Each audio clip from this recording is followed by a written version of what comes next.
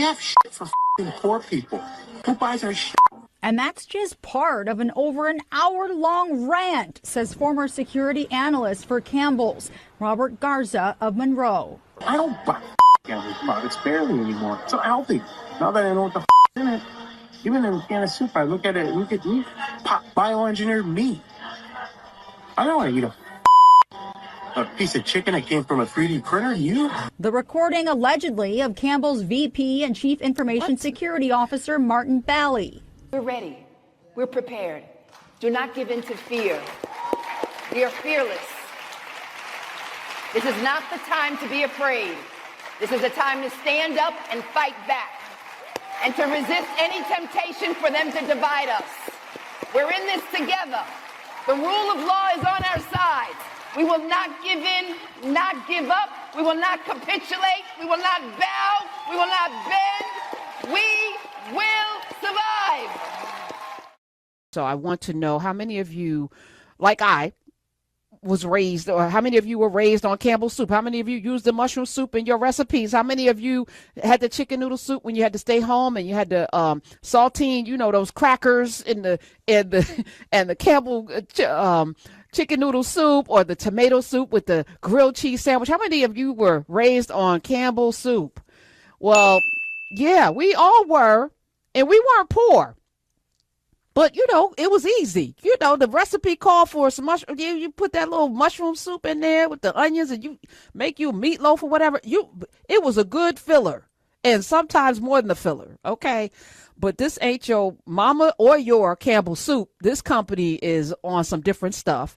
And there was a lawsuit filed by Robert Garza, who was hired by Campbell's as a cybersecurity analyst back in September of 2024. Well, he alleges that Campbell's executive, Martin Bally, made offensive remarks during a meeting in November of 2024, which was intended to discuss, he was there to discuss his salary. And according to the lawsuit, Bally made several comments. Matter of fact, we have a news clip that kind of gives us some insight into this. Play the news clips, Ms. A former Campbell Soup Company employee is taking legal action against the food giant, and he's making some explosive allegations about one of its top executives.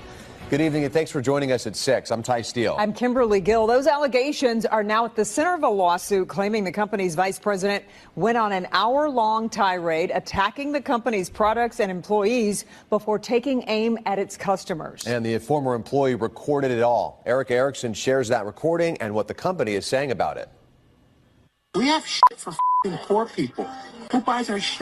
And that's just part of an over an hour-long rant, says former security analyst for Campbell's, Robert Garza of Monroe. I don't buy Campbell's products barely anymore. It's so healthy.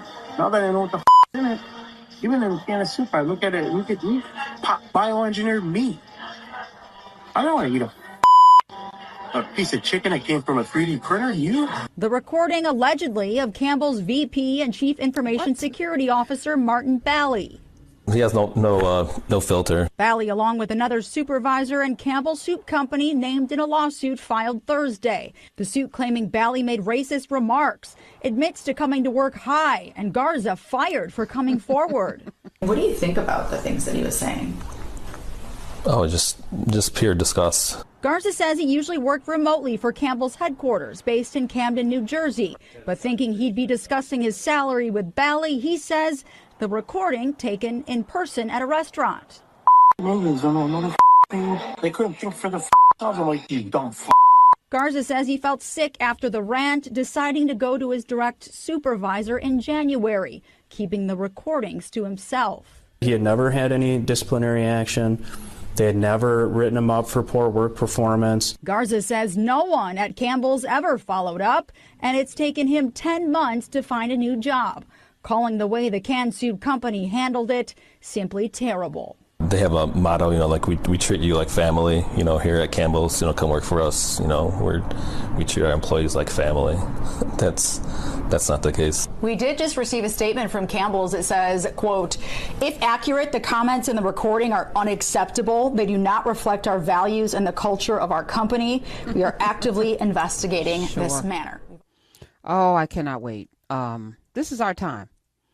Out of the Great Depression came the Harlem Renaissance, and a whole lot of businesses were emerging during that time because people who are creative, who have source code, are able to create in a time. And I think about Joseph Campbell, who was a fruit merchant from Bridgeton, New Jersey.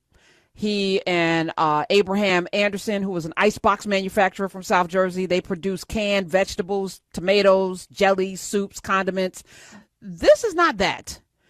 I was asking a business guy today, why don't we have more industry, in terms of like creation of like, what do we need? And then how do we create it so that it serves everybody? This has turned into a monster, and that they're doing bioengineered. And by the way, if you look at the labels, there's a whole lot of bioengineered foods on your shelves.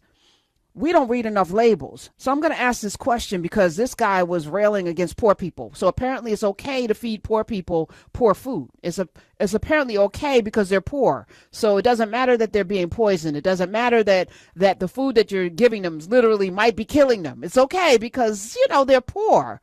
But I know a whole lot of people who make six figures who are making poor choices, who have these very cans in their cabinets, who don't read labels, who go to McDonald's because it's convenient for their children, because they're not poor, but then they make poor choices. So I think this is a time for us to be thank you. Let me say thank you to this whistleblower. Thank you to Mr. Bally for having no filter and being arrogant enough to think you can say whatever you want to somebody and that is never going to come back to you because you're in power. Thank you for showing yourself. Thank you for all of the people who've taken their hoods off and they're out there just in full plain sight. We know now because we know which companies bent the knee to this fascist racist. We know which companies have made a fealty to this current brand of tyranny and fascism. We know which companies don't care about our dollars because they've made a pledge to erase all vestiges of DEI, diversity, equity, and inclusion.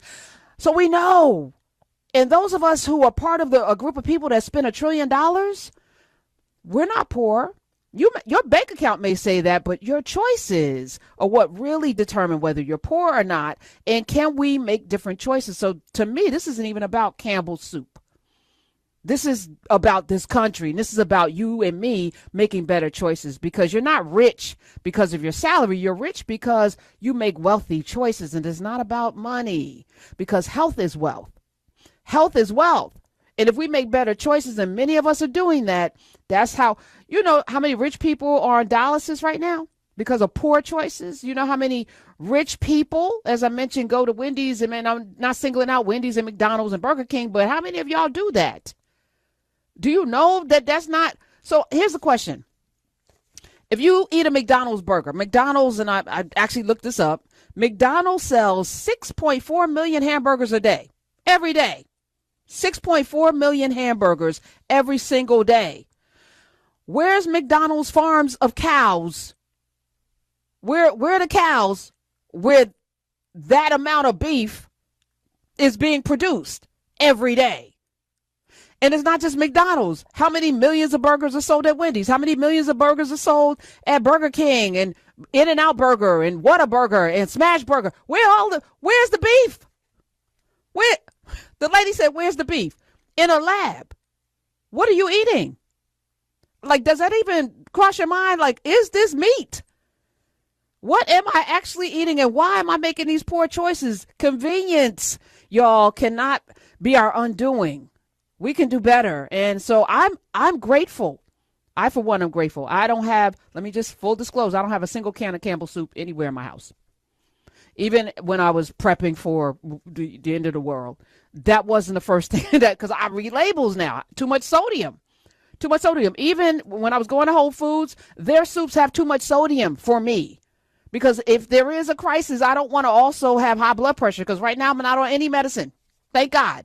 I don't want to be in an apocalypse needing high blood pressure medicine because I made poor choices. We got to make better choices and train our taste buds to not crave the sugar and the salt, because we can do that. We're in control of that. This world may be, completely out of control, but you can control this thing, this body that you're in. You can control that. And again, I've said, what all of these things taste like. We don't have to keep making these bad choices, because they've told us that they don't mind poisoning us. They've told us that. This is much bigger than Campbell soup. We're ready. We're prepared. Do not give in to fear. We are fearless. This is not the time to be afraid. This is a time to stand up and fight back and to resist any temptation for them to divide us. We're in this together. The rule of law is on our side. We will not give in, not give up. We will not capitulate. We will not bow. We will not bend.